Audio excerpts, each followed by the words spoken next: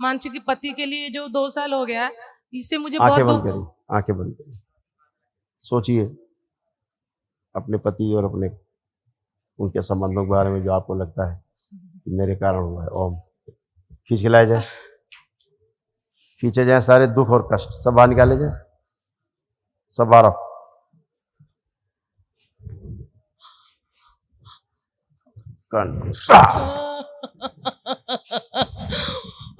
सारे दुख और गहरे से सारे दुख बाहर निकाल दिए जाए सारे। ओम शिव, सब नष्ट कर दिए सारे दुख।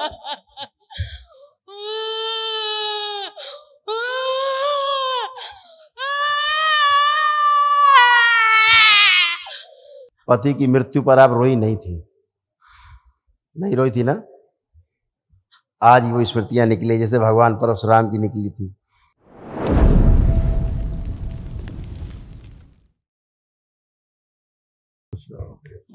गुरुजी, आपको कोटि कोटि प्रणाम। खुश रही बेटा, दरबार को धन्यवाद, क्योंकि मैं जुड़ी हुई हूँ इस दरबार से, इसलिए। खूब खुश हो बेटा। गुरुजी, हमारे डीएनए में 3 लोग हैं। मैं उड़ीसा से हूँ, खुर्दा डिस्ट्रिक्ट से। हाँ। मेरे दरबार में मेरी डीएनए में 3 लोग जुड़े हुए हैं। हाँ। मैं और मेरे सास ससुर, हाँ। जो कि आए नहीं है और वो भी मेरे साथ बात नहीं करते हैं, कांटेक्ट में नहीं है, क्योंकि मेरा पति का जो है ना अकाल मृत्यु हो गई है। इसीलिए मैं उनका मुक्ति देने के लिए यहाँ पे आई थी, मगर वो जो बात नहीं कर रहे हैं, इसीलिए बात नहीं कर रहे हैं। अब डीएनए में कितने लोग हैं? आप हैं, आपके सास ससुर हैं?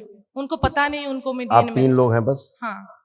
ऐसे आंख बंद करके अपने पति देव को चेहरा देखो, दिखता है?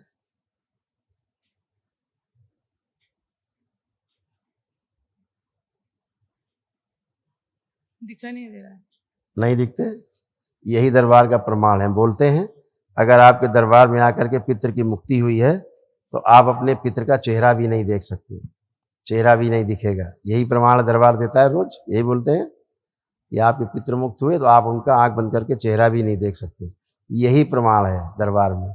आपका काल सर्प दोष कटता है तो दरबार आपको प्रमाण देता है, अनुभव कराता है कि आप आंख बंद करके कल्पना करें, आप एक जिंदा सर्प चलता हुआ नहीं देख सकते। करके देखिए प्रयास, कोई सर्प आपको चलता हुआ जिंदा दिख रहा है? चलता सर्प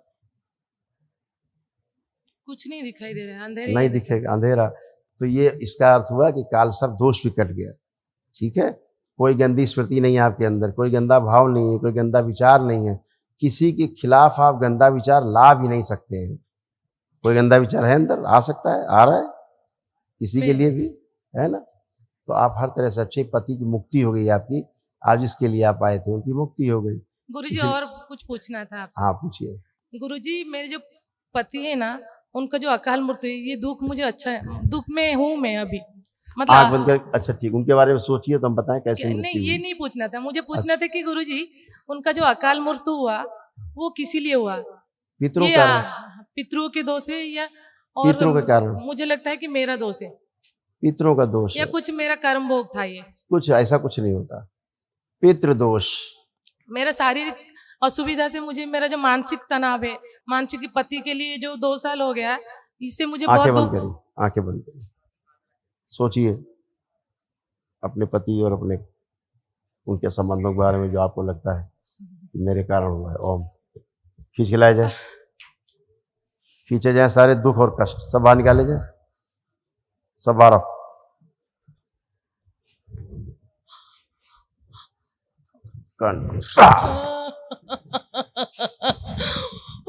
सारे दुख और गहरे से सारे दुख बाहर निकाल दिए जाए सारे। ओम शिव,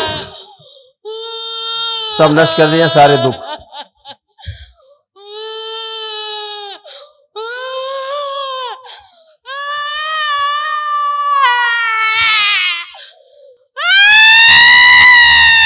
मोह तोड़ दिया जाए पति से, नाभिस तोड़ दिया जाए और पति के इसके साथ ले जाने की स्मृतियां नष्ट कर दी।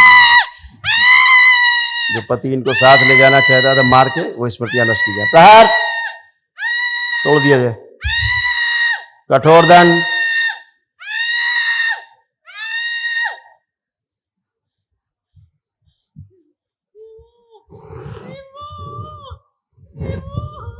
डीएनए से तोड़ दिया जाए पूरी तरह। शिव तोड़ के अलग किया जाए नाभि से, डीएनए से बाहर किया जाए, मुक्ति, मोह तोड़ दिया जाए।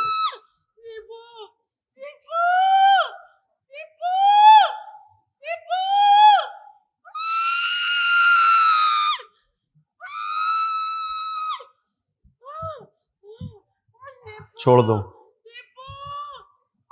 छोड़ दो।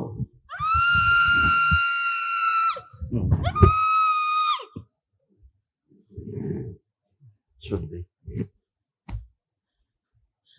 होश में लाया जाए पूरा। 5 बार बोलिए ओम नमः शिवाय, ओम नमः शिवाय, और करवट लेके उठ के बैठिए। ओम नमः शिवाय, ओम नमः शिवाय, ओम नमः। करवट लीजिए, करवट लेके उठ के बैठिए।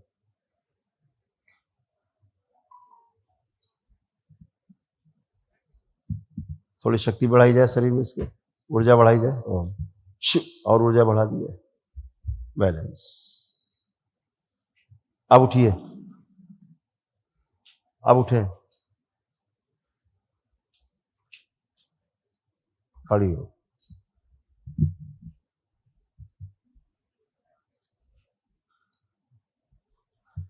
पति की मृत्यु पर आप रोई नहीं थी, नहीं रोई थी ना? आज वो स्मृतियां निकली जैसे भगवान परशुराम की निकली थी, ऐसे ये आंसू निकलना बहुत जरूरी होते, ये स्मृतियां हैं। मृत्यु में नहीं रोई थी, मगर हर दिन रोती रहती हूँ, 2 साल हो गए। मृत्यु के समय नहीं रोई थी, वो उस समय की स्मृतियां अब नष्ट हुई। खुश रही, प्रसन्न मैं रही। चाहती हूँ कि मेरा आगे का जीवन कैसा रहे, मुझे कुछ समझ में नहीं आ रहा है बाबा, आप मार्गदर्शन अभी कीजिए। अच्छा रहेगा, परेशान मत। मैं चाहती हूँ कि मेरा पति मेरा बच्चा बन के फिर से वापस आए, जो कि बहुत शक्तिशाली, गलत इंटेलिजेंट। विचार, गलत धारणा, गलत विचार, ये क्यों गलत है?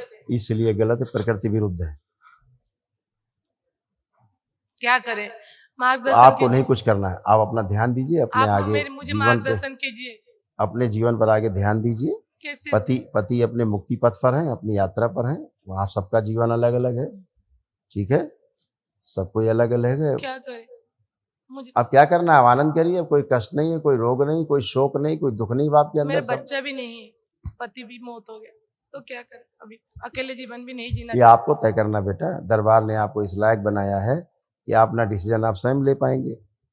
ये तो डिसीजन आप स्वयं लेंगे ना, अब क्या करना है। अभी तक तो आप होश में ही नहीं रहते थे, अभी तक आप पूरी होश में ही नहीं होते थे। आज पहली बार तो पति की मृत्यु के बाद आप होश में आए पूरे, अपने आप को महसूस कर पा रहे हैं आप मुझे मार्गदर्शन कीजिए। मार्गदर्शन यही कि डिसीजन आपको स्वयं लेना है, और जो डिसीजन आप लेंगे अच्छा लेंगे, आप क्योंकि दरबार ने आपको इस लायक बनाया कि आप डिसीजन ले सकें। ये मेरा पति मैं मेरे पति को बहुत चाहती थी, वो बच्चा मन के नहीं आएगा क्या?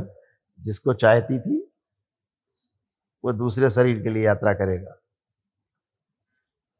खुश रहिए, मेरे से नहीं जुड़े। खुश हो बेटा, मोह नहीं। मोह से जिसको मुक्ति होती है उसे तकलीफ होती है। अभी मैंने मोह तोड़ा है आपका, उससे उसको तकलीफ हो रही थी, मुक्ति के बाद भी आपके मोह के कारण तकलीफ हो रही थी, अभी तोड़ा हमने आपको उससे, है ना? तो मोह से जिसको मुक्ति मिलती है उसे तकलीफ होती है, इसलिए मोह नहीं, मोह भी मैंने अभी आपका तोड़ा है, ठीक है? इसीलिए मुक्ति नहीं मिलती लोगों को, फिर आप लोगों को कष्ट होते हैं, जो कष्ट होते हैं उसको, वही कष्ट आपको होते हैं, पितरों के कष्ट, फिर उसे पितृदोष कहते हैं। तो मोह नहीं करना है। कल आप महावन करिए पहले दरबार की ओर से, जो निःशुल्क कराते हैं, तो असाध स्मृतियां भी नष्ट हों आपकी। एक स्लिप लीजिए, कल प्रातः कल महावन करिए।